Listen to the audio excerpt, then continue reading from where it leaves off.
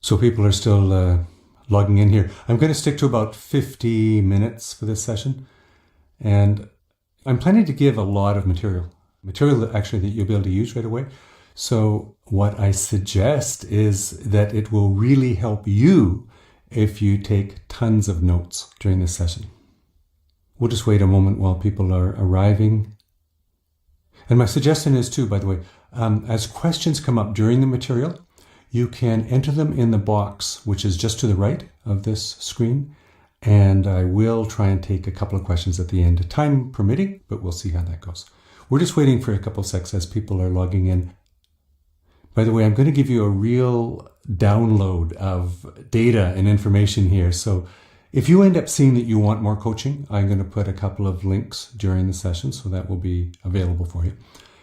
That's actually why I can do these webinars for free, is because I know that 1 or 2 or 3 of you are, well, really, you're going to have some important talk coming up sometime in the new year.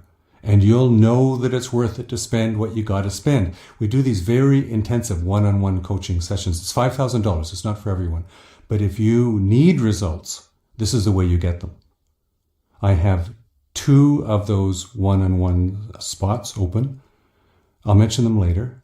Oh, and what's new? I'll tell you just now while we're having people checking in. But I've got this kind of a low-cost 6-session class starting. And again, I'll touch on that a bit later too. We're waiting as the last people are coming in here, so please be patient. And just before we begin, and this applies whether you're watching this live or as a replay, I need you to type 2 numbers into that window there on the right-hand side. So please give me an idea. How many of you have given live presentations in the last 30 days? Presentations on stage, online, in a group meeting, whatever. So do this. In that box on the right, enter how many of those presentations you've done over the last month. Then put a comma and enter a number for how many people were typically or are typically in your audience. Just on average. So how many presentations, comma, how many people in your audience on average. Thank you. Thank you. Well, let's begin. At the beginning, my name is Kirk Laidlaw, and today's webinar is a presentation training. It's a real intensive. We're designing it to make your presentations better. I mean, that's the goal. And I'm going to be telling you how to divorce the podium. I'll teach you new ways of conducting a question and answer session like you've probably never, ever seen before, and how to use your voice in ways that you never use it. I'm going to teach you techniques of professional speakers. I'll introduce you to, some of these might be familiar for you. Let me see, ETRs, WIIFMs, to CTAs. I'll try and pepper it all with good brain science about audience engagement. I love that stuff. Ready to go? But first, I just want to thank you for being here. To me, it means that you have that brand of humility, that's what I call it, that a leader has to have to be coached. Have you seen the TED Talks presenters? The people at the top of their game know they can always improve. They all get coached. So my goal for this session is that by the end of it, you'll have found some gems, some pieces of this content that you can really run with, that will help you get more of the results you hope for from your very next talk. Can I tell you a little bit where I'm coming from with this? When I was in my 20s and 30s, I used to travel a lot, giving fundraising talks for a couple of charities. I thought I was okay. But as some of you guys might know, you don't make a lot of money in the charitable sector. So I moved to business, and there you get judged. How good I was measured immediately by a dollar sign. It was totally confronting. So I turned to coaches, and I witnessed what happened when I did. At one point, the dollar sign crossed into healthy 6 figures and then 7 figures. And I'm talking after single talks. Then I really saw how, financially speaking, how productive it was to get presenter coaching. So maybe it's 10 people in a living room or a boardroom. I don't know, 100 people in a church hall or on a conference call or 1,000 people in a conference center. I've been there. I know what it takes. And I got to say, it's my passion. I feel like I'm a poster child for speaker coaching. I love teaching about this stuff. And today, I really think you'll learn some good pieces of what I've learned. So here's where we're going to go in these next few minutes.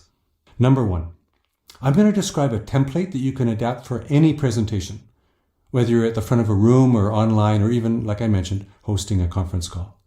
You have to adapt the information, that's all. Okay, number two, I'm going to describe each element in this template, but I'll describe it enough so that you'll be able to apply it right away in your next talk. Number three, I'm going to download to you some random tips and tricks. I mean, they're not really random. I picked out 10 or 15 techniques. I don't know. I didn't count. But techniques that my clients have really appreciated the most. And for the most experienced presenters among you, this might actually be where you find the most gems. So I want to share a 12-step template with you. And know that you can really adapt this for every presentation. But before I begin with that template, I have to say a word about preparing your presentation. I call it getting clear. And I didn't number these, but there are actually 9 items to think about here.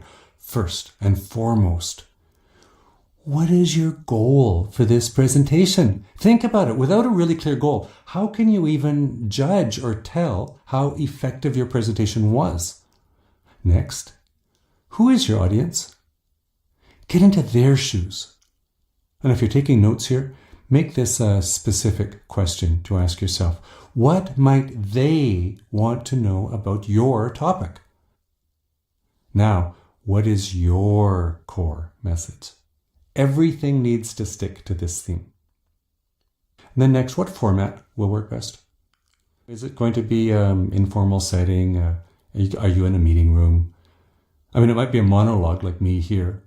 But you want to think and ask yourself, really, can I involve other elements? Maybe some other speakers, some panelists.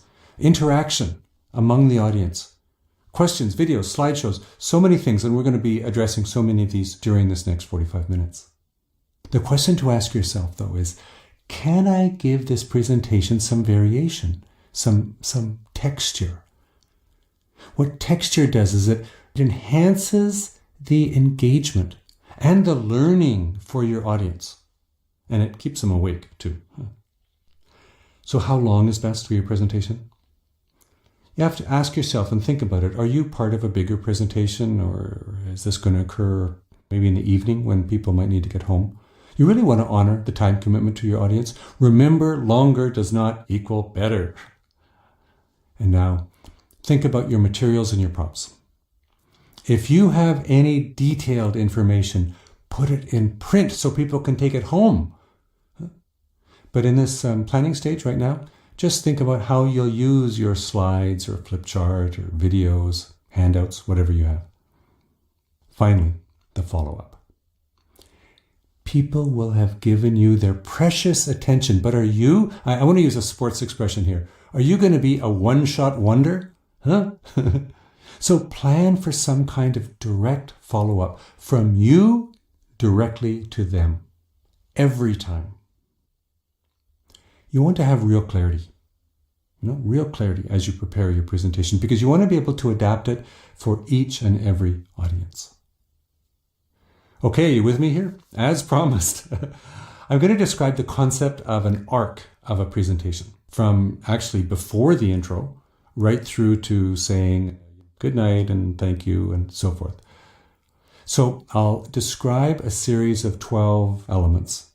Actually, that's 12 elements for this conversation. I'm using Roman numerals, so there's no significance to that. But the thing is, you can use these, whether you're just using them as talking points for your speaker notes, or you can use them as to develop a full script. You can use them again and again, though. I wanted to really emphasize that. But you might notice this as you go forward, right? You'll see that the actual content of your message is just one of these components. Context is king in a presentation. And I've got to add here, I've been mentored by some amazing, really some awesome coaches over the years. And for some items, especially these first two items in this section, I want to acknowledge Ecker's peak potentials. Great training session.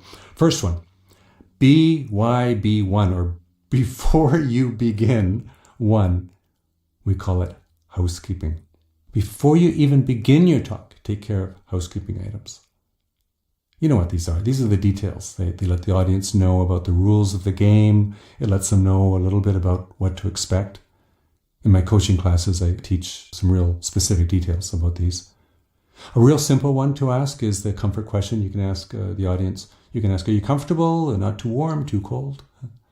Remember, by the way, if you do ask a question like that, you need to have rehearsed with your support staff about how to resolve any issues that you bring up, like too hot, too cold, who knows where the thermostat is, so forth. Let your audience know what time there's going to be a break. Tell them if you encourage note-taking or if printed material is going to be available after the talk. You have to give them any instructions about how to deal with questions they might have. You know, standard line that people often use, I think it's a good line, is this. They say, hey, I've got some great material to share with you, and it might be best, though, if you get it all in context. So if you have a question, know that I'll open the floor for a Q&A session at the end. Notice this, though. This housekeeping is not officially a part of your presentation, right? But it is accomplishing two things. It's allowing the audience a few moments just to adjust to you. Do you know what I mean? To your look, to your clothes, to your bad hair, to your speaking voice. And it also gives you time to arrive. Just to arrive in front of your audience, begin to get comfortable, to get organized. BYB2, a pause. When you finish your housekeeping items, just pause for a moment. Be still. Feel yourself take a breath and stand tall. When you're a presenter, it's okay to feel 2 times bigger than you actually are. The audience will appreciate that. Okay, 12 elements, starting now, as promised at long last, huh? Number 1, an enrolling question. I don't know if you've ever tried this before. Have you ever tried beginning a talk with a question? It's really powerful. A question, it immediately engages the audience. It also sets you up. It kind of establishes you as an authority. And if it's a good question, it can give you good feedback, good information from your audience. A lot of speakers use a technique or a formula called HMOY. And you might recognize this, it's called how many of you. So a simple example might be, so how many of you have been long students of whatever it is we're talking about tonight, X, Y, Z, Z, whatever. Thank you. And how many of you are here for the first time learning about this tonight? Thank you and welcome. So the technique is to try to use a pair when you ask questions like this. And that way the whole audience gets to be included. The format involves asking a really specific question and truly demanding a response. Because you know what? If you ask a question and the audience doesn't respond and you let them get away with that, you lose authority as a presenter. It takes practice. Number 2, in the format of 12 elements, the second one is simple, introduce. Next, you just want to introduce yourself by name, welcome the audience, give them the name of your talk. Number 3, thank the audience for being here, or being there, depending on your point of view. They've already made a big effort on trust that you're going to deliver something worthwhile. So why not acknowledge that? Just verbally honor the effort that they've already made to be there. Number 4, WIIFM. Do you know this one? That's it. What's in it for me? From the audience side. You want to tell your audience right at the outset what will be the value for them. In fact, you can test everything you say with this phrase, what's in it for me, from the audience side. I told you that you'll get some tips that you can use right away. Mark this one. This is a good tip. Next, 5 ETR. This is an important section. ETR stands for earn the right. It answers that question in the mind of the audience member, who are you to be up there at the front and me here listening to you? Many people describe their work history or their job descriptions here. But this section of your talk is all about establishing really your credibility. You want to convey who you are. What makes you tick? Why are you doing this? This is the time you have to establish a real rapport with the audience. It reminds them that you're not perfect. You want to connect your world to their world and to do all of this in 4 or 5 sentences maximum, clipped and clean. And you can take a risk here. You can show heartache or a challenge, passion, excitement. This is about showing up as real as you can be, even in front of a large audience. For my ETR, I described my passion for this work. And by the way, now that you know this, you'll see every professional speaker do this, typically in the first maybe 2 or 3 minutes of any talk. Watch them, learn from them, even model them. A great resource to do is to watch TED Talks. So by the end of your ETR, you want to round it out with some kind of statement that shows a benefit to the listener. But the real purpose of the ETR, Earn the Right, is to establish that invisible linkage between you and the audience. I often get asked if it's possible to script this, or if it needs to be fresh every time. And here's what I say. The first time that you really find what it is to express, it might be raw and real. And the next, 8 or 9 times, it just might be fakey sounding. But eventually, let's say by the 10th time, you will be able to find that original true feeling and convey that. So we're doing okay here? This system doesn't allow me to do a check-in or do a poll at this point, but just before I continue, I do want to really acknowledge the note takers among you as we go through this. I'm about halfway through. And I've been told this when I do these presentations, the number of hints and ideas for you to explore is only going to increase from this point on. And I said it at the beginning, and I really mean it. I hope that you'll be able to find some gems, some diamonds maybe, somewhere in this material that will make your presentations more effective. I mentioned how I do one-to-one coaching that's very intensive. As a matter of fact, we take each and every one of these elements and mine it deeply. It's for people that really need to make an impact with your talk, to make money, to get something across that's really important. It's not for everybody, as I mentioned. Among you, there might be 1 or 2 who need this. It costs $5,000, which is a lot or not a lot. It really depends relative to your outcome. But it's a no-holds-barred training. There's no clock on. How can I say that? We do what we have to do to make your presentation absolutely work. And of course, the skills last a lifetime. Oh yeah, and I am going to do that 6-class series, that 6-part series, and I'll give you a link a little later. But anyway, I want to just do a quick review here. You've learned about housekeeping and the pause. And then starting your presentation with 1, the enrolling question, the introduction, thanking the audience, the WIIFM, your ETR. Think about it. We haven't even started on the content of your talk yet. So next, this must be number 6 of the 12 elements. Tell them what you are going to say. Here, just outline the agenda for the rest of your talk. It helps the audience have more context. Now, finally, convey your message, your content. Everything so far has been context. I find that so amazing. Context is so important. Picture this, a beautiful diamond sitting, on the concrete and rubble and broken glass. It's nothing. But that same diamond set into even the most simple ring, its quality immediately becomes apparent. Context. Okay, conveying your message. First step, isolate the main ideas.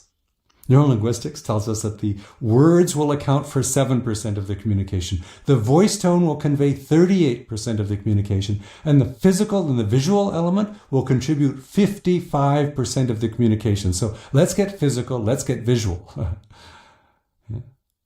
For each idea that you've identified here, try and use a visual. And if you're not using PowerPoint, it's absolutely fine. There are other options I'm just going to tell you. And if you are using PowerPoint, 1 slide per idea is just fine. Try to have a visual image that relates to that idea if you have one, because images really convey even more than words.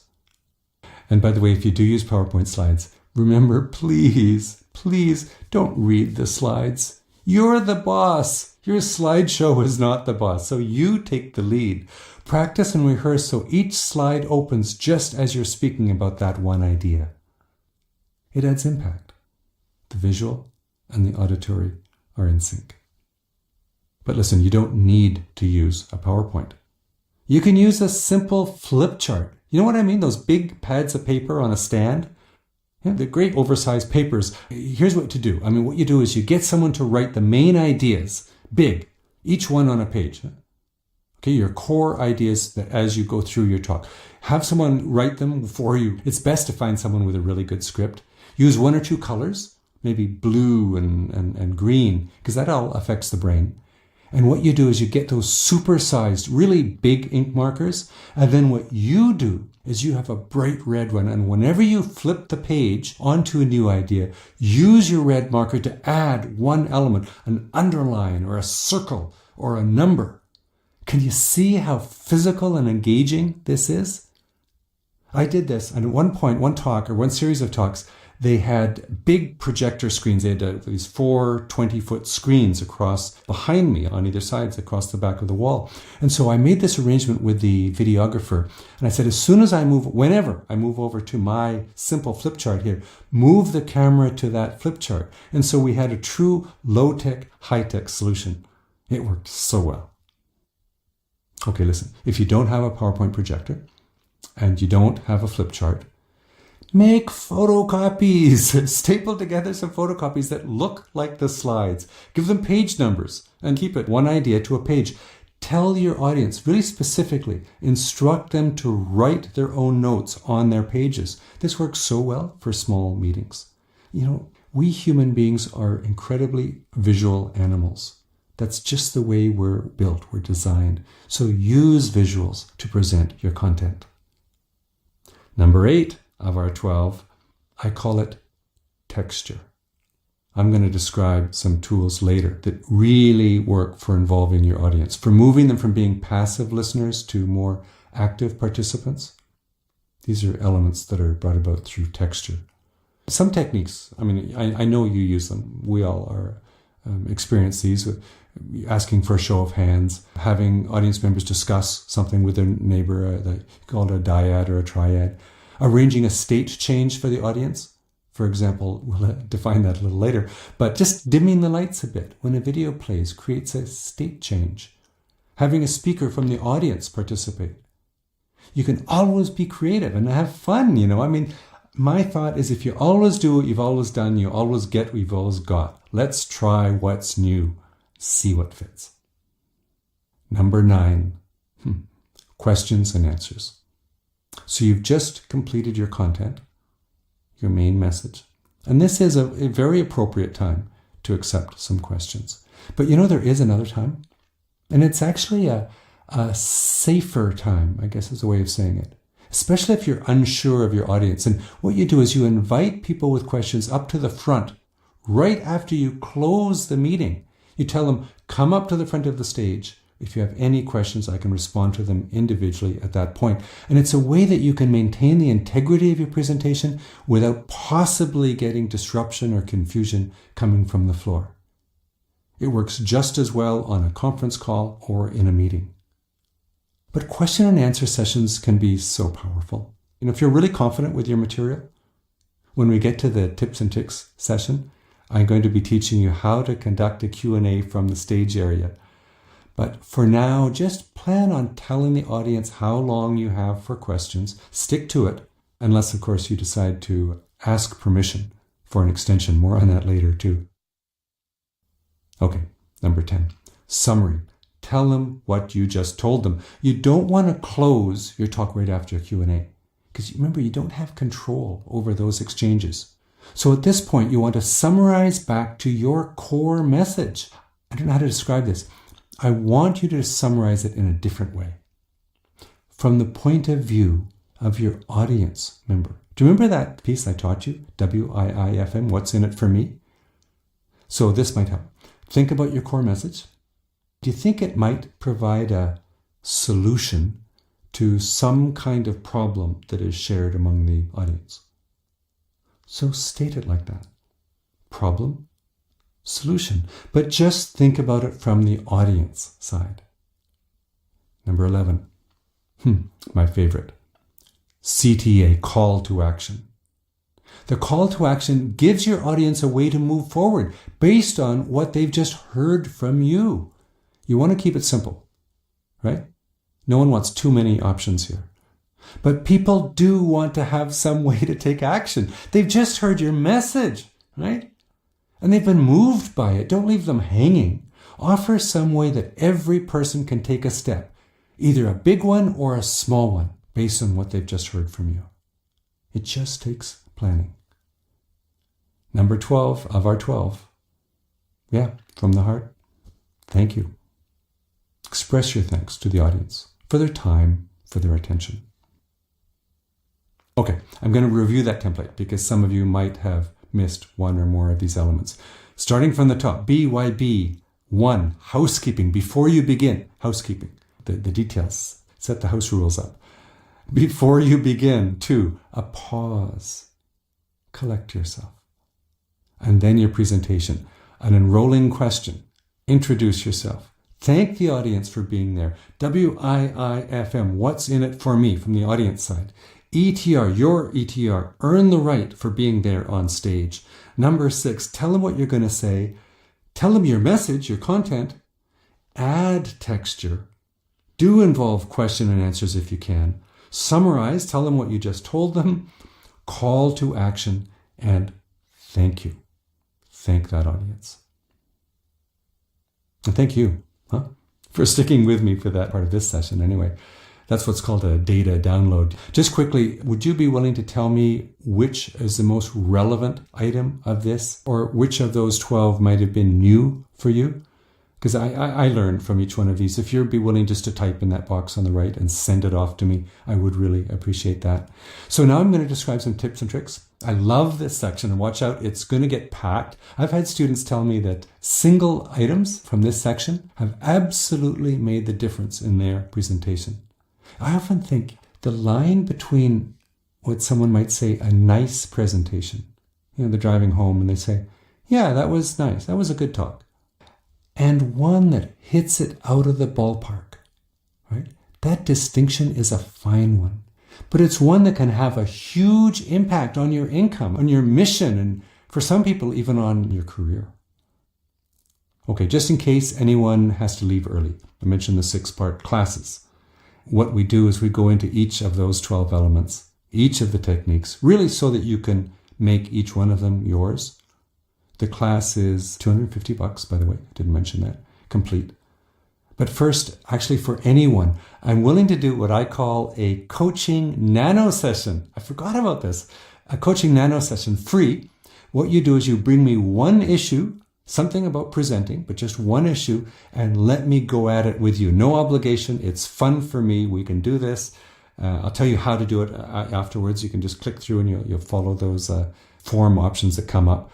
And you can tell me if you want more, by the way, if you want either one-on-one coaching or the 6-part class. Oh, by the way, that class is $229. It's not $250.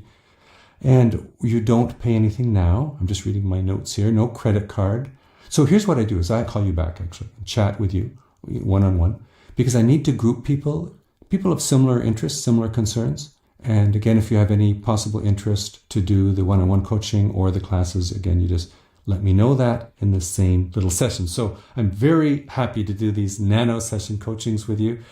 If you want to give more depth in our conversation, especially in regards to one-on-one coaching, I'll be there for you and we can talk about it then when we speak directly on the telephone.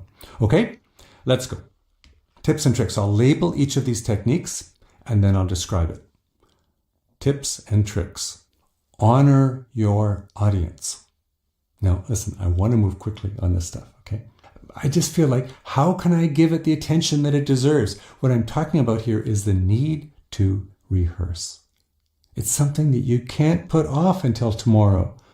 So many people say, oh, I'm so experienced, or I'm just so busy. Or some people probably think I'm too shy to practice. I don't want my wife hearing me through the walls. I don't want to lecture you here, but I think, why is it that someone like Steve Jobs, right, who was a very, very good speaker, he would get rehearsed for hours and hours? Why?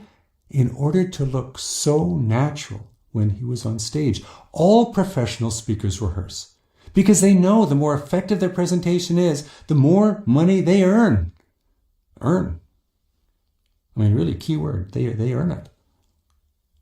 So, here's my point. Anyway, to make a rehearsal work, it needs to be physical. Standing, walking, using your full voice, using the same props that you're going to use on event day. And please, really, do rehearse. If not for you, then for your audience. Honor your audience by rehearsing so your material flows from you with confidence. Here's my challenge. From start to finish, 3 times, minimum. How's that for a challenge? Okay, pre-event. Need to do this. A few days or hours, depends on your circumstance. You need to run through that checklist with your technical staff or your event manager. And really don't leave this part until you are so confident in their ability to deliver an environment that will work 100% for you and for the audience. Remember, this is your presentation. You want it to get across. In the class, we have the time then to run through a checklist that can absolutely save your butt in this particular area. Moving on. On event day, you've got to go really early. You have to. Why? Because, you want to be relaxed. You want to be, I don't know how to say it, focused on your presentation, easiest way. My thought is that each of those audience members are about to give you their precious time. Many of them you want to reciprocate. So you need to have time to do the tech rehearsal and to test out each component, physical things, that relate to the impact of your presentation. And do this even for small meetings or even online presentations. Obviously, you've got to do this with enough time before it starts. Well, if you need to fix something, you need time to do that. So plan for that. And now about you. Some people feel nervous. Fear is, what is it? It's basically, it's just physiology. And there's some great techniques for reducing nervousness. And one observation I have, whether you're an absolute beginner or a CEO, I've seen this on both ends of the spectrum. If you wear your heart on your sleeve, that invisible relationship with the audience will be there. Nervousness loses its grip and your presentation will be effective. I've seen it. Okay, next, some stage skills. I love this. I should really do this, I would love to teach this for 2 days, really. But for now, I think there's a need to focus on these 4 items because they're so critical to making a presentation more engaging for an audience. And remember, when an audience is engaged, the likelihood of whatever your goal is for that audience, for that presentation to come true, will be there. First, please divorce the podium, if possible. If there's a podium on stage, remove it. It's a barrier between you and your audience. Bring a music stand instead, or a small table that you can put at the side. And if the event is one of those formal ones that requires a podium, plan that moment in your talk. There might be 1 or 2 of them when you can actually step around to the side of your podium. It's so powerful. I did this with one client. This woman was at a podium and the microphone was, as often is the case, was part of the podium itself. So all we did was at the conclusion of her talk, when the applause started, we had her step around to the right-hand side of the podium. And I tell you, the applause at that point just amplified. It went through the roof because of the gesture that she made of removing that barrier. When we do intensive coaching, we block out every moment like this, and it's really kind of fun. Okay, second, use a mic that can move with you. You are the boss of this show, not the microphone. Stand tall. Let it serve you, don't serve it. Same with slideshow clickers. I've seen people, waving those things around at the screen. I think it's not Harry Potter's wand. Just click the dang thing, don't wave it around. Third, consider using all of the stage. All of it. Move forward when you want to be quiet. Move to the corners to include people that are on the edges. Think about it. Don't they deserve the same attention as the people that are sitting right there in the middle? And if a person is seated at the back, behind the big shoulders or the big hair, they get to see you as you move. Plus that reptilian brain of ours, the one that gets stimulated by movement. This makes every person more engaged with you because you are moving. There's solid science behind this. Fourth, learn to use more of your voice. You do have a range. You can whisper. So easy to do if you've got a good mic. You can be strong. You can pause. Okay, here's a challenge. Right before your next presentation, go to your bedroom all alone, okay? And try 3 new voices. Try a strong one, a soft one, and try one that you use just like you're speaking to your best friend. Practice. And go watch that movie. I have to write this down, I keep forgetting. The King's Speech. It's a really good movie. It's about this topic. And then experiment. These are all your voices. So the challenge is to try to use these 3 of them in your next presentation. Minimum. Okay, more tips and tricks. I'm going to continue with a series of comments about how you can increase the effectiveness of your presentations, okay? But I ask you, do you think that every one of these will be a fit for you? Probably not. Really, probably not. But if you've got the goal to improve, please accept my challenge to you to try new things. I'm a hiker, and when you buy new hiking boots, at first they might be really uncomfortable. But eventually, when they're broken in and we've had them for a while, they might eventually become your absolute favorite and most comfortable pair of footwear to wear. Questions. So do you ever accept questions from the audience, or do you do Q&A sessions? Ecker and others have identified some really effective dance moves that increase the effectiveness of answering questions from the audience. I'm going to teach you these moves now, and they're very specific, okay? Each move is based on increasing the inclusion and the engagement with the audience. So take fast notes here. I really suggest this. If you're using pen and paper, you could even consider drawing this out. Okay? So there are 6 moves. How many moves? 6 moves, right? And you can adapt this for boardroom presentations. I've done that. Or even online talks. Are you ready? How can I do this? I'm going to have you visualize this instead, as if just it makes it easier for me to describe. Pretend or visualize that you're on stage. You've got a big audience in front of you. You open the floor to Q&A, questions and answers. And someone asks a question from, let's just say, the back left, for example. Okay, so you indicate, you select that person, but what you do is you move casually to the opposite side of the stage. The dance step is, consider this, it would be 2 steps back, 2 steps right. Okay, it's kind of counterintuitive, because what I've always done, and most speakers do this, and I thought I was doing a good thing, is I would always move towards the questioner. But by doing that, you exclude everybody else. I've seen it. I've been in the audience where people have done that, and I realize that it's true. Okay, point number 2, dance step number 2. Acknowledge the question and the question, obviously. Number 3, now move towards the questioner and repeat the question if necessary to make sure that everyone hears that question. Point number 4, dance step number 4, is actually where you answer the question. But there are 2 options here. Okay, and they're quite distinct. So let me describe the first one, then the second one. So number 4, the first one is, and this is where you're going to answer the question. You start answering the question, but what you do is you move again to the opposite side. That's 2 steps back, 2 steps right in our example. And you start answering the question, but your eyes drop down to that person. What I do is I actually look at the person in the front right corner.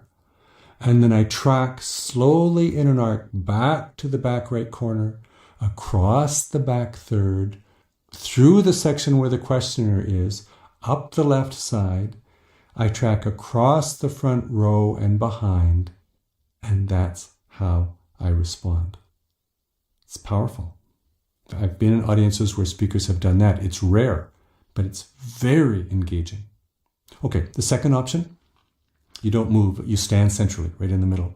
And you ask someone else to answer the question. And it works best if you know, if you're kind of confident that someone will give a good answer, because then you don't have to go multiple times. It's very engaging for the audience. It's like the audience appreciates one of their own contributing to the event. It makes for a very dynamic kind of question and answer session. Okay? You've answered the question now, number 5. You have to check it out. You ask, did anyone not hear that? Oh, by the way, whenever you ask questions like this, you've got to ask them, I don't know how to describe this, but kind of in the negative. You want the fewest people to put up their hands. If there are 1,000 people there, you want the 20 people to put up their hand, not the 980 people to put up their hand. Okay, and check it out. You also have to check with your questioner. You ask the questioner, does that answer your question? And then respond accordingly. Okay, number 6 of our dance steps, thank them for their question. You can even ask the audience, if it's appropriate, ask the audience to give them a hand, to give them applause. Did you get that? Okay, move on. More about questions. I suggest take a few and then close. But maintain one relevant, really strong item in your back pocket, so to say. Because you want to reset the audience back to your core message. Remember, you don't have a lot of control over that part, that Q&A component. You want to reset and have the event close back with the clarity of your core message, your goal. And sometimes a question or other situation gets complicated so that it actually distracts from the event. I'm sure you've seen that at one time or another. Here's what to do. You tell that person you want to give their situation the attention that it deserves, and you agree to meet them right after the presentation, for example, at the side of the stage, or after the conference call is closed, or after the meeting. Don't forget to do it, by the way. It honors them, and it keeps your presentation clean. Okay, earlier I had made mention about this technique called asking permission from the audience. This is rhetorical. This is a really effective tool. It immediately engages the audience and makes them aware that you're about to do something different. And it adds texture.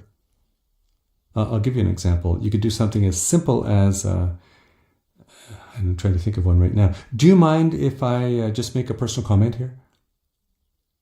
Simple as that.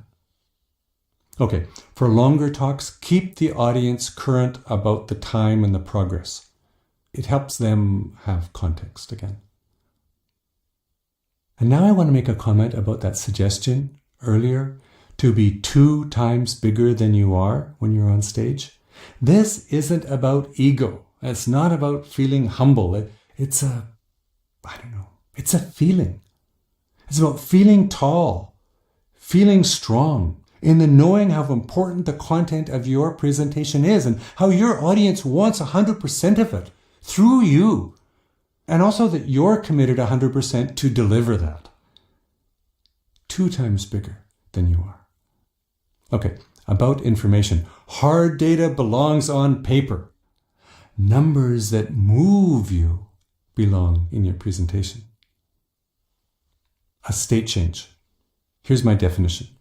I say a state change refers to any activity or change of environmental condition that causes the human brain to suddenly pay more attention. That's a good thing, huh? Right? This is brain science. Some state changes that speakers use are, we've mentioned a few of them earlier. A change in lighting, change in the seating pattern, very effective. Change in the physical position, having people stand up or raise their hand, or asking a question that demands a response. That's different from asking a rhetorical question. Dyads or triads interacting among audience members. So many kind of techniques. Experiment. Take your talk and insert state changes every 3 to 5 minutes. Okay, more about using a microphone. You need to stand on that stage in the best position So your stance and your comfort is absolutely not compromised by the microphone. The microphone is there to serve you. You're not there to serve the microphone. How often have you seen people lean down to the microphone as if it was the boss? Please. How many of you have a quiet voice? Did you know that that can be a big advantage if you know how to use a microphone well? A soft voice or a quiet voice actually elicits trust. It increases the concentration of the listener when it's used properly. Your audience leans into it. Okay, more about microphones. Some mics, on a mic stand especially, you almost need to be touching the mic with your lips. Think about those old rock and roll stars, Mick Jagger or whatever. And some mics are way more forgiving from the distance away from the face. But you have to know, you have to rehearse this. You have to. You also have to know where the off-on switch is and practice it in case you need to sneeze. In your pocket, tissue. Every time. On the stage, somewhere, water. Or someone who will bring you water.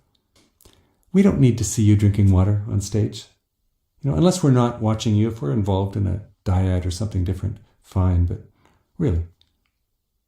And don't forget, before the event, to plan your whatever, restroom, bathroom, toilet, stop, whatever you call it. We're almost wrapped here, but these last few points, 1, 2, 3 points, I really did want to include here. So I'll move quickly.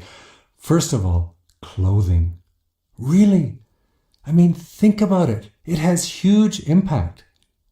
So here's my technique. Look at the full range of your wardrobe and thinking about your current message and this specific audience, make a match. Did you notice that I tend to ask questions a lot? When a human being is asked a question, an entirely different part of the brain lights up compared to when that same human being just hears a simple statement. Those brain scientists have demonstrated this again and again. So here's what I suggest. I suggest finding ways to convert simple sentences into questions.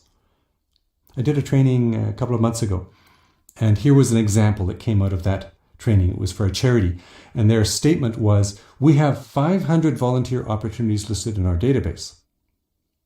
So compare that to, did you know we have 500 volunteer opportunities listed in our database? Yeah, it's subtle, right? Okay. But it does make the brain wake up, huh? It does. When the scientists hook up those fMRI machines, they see it light up. The brain kicks in on its own. What it does is it answers the question. It answers the question to yourself. It says, no, I didn't know that. It helps the audience move from being a passive listener to being an active listener. This is the power of simply asking questions. You willing to try it out? Okay, here's one final tool. It's very powerful, but I wanted to include it. It's called Meet in the Present, or sometimes called as-ising. I have these. The session has been translated, and the translators always have trouble with that one. But anyway, it's when you acknowledge something overtly that's sitting just under the consciousness of your audience. Is it a fan noise or a dog barking? I had a client from Africa, and he said, or a herd of goats moved right outside the window. You can make it fun. You can be loose. Be willing to laugh at yourself, or especially at a problem that's shared with the audience. Okay, listen, there's so much technology involved in presenter skills. I could go on, but I am going to wrap it up here. Remember, the best of the best use coaches. Again, I really want to thank you for your time, your attention. I hope you found something worthwhile. I genuinely hope that you'll find a reason to work more with me. I would love that. Feel free to have one of those coaching nano sessions with me. Really, don't be shy about this. I enjoy doing them. There aren't big groups that I'm dealing with at this sequence right now. I'm really not into the whole sales pitch thing. But if you want to know that you can do more training, either through the class or the one-on-one, just let me know. What you can do, you don't even have to do the click-throughs in the box.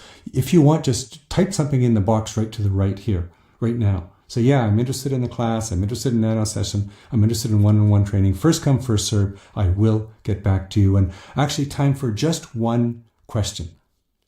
Okay, I've talked a bit too much here, but I did want to include this one. I saw it came through, and this is kind of funny. I'm Canadian, eh?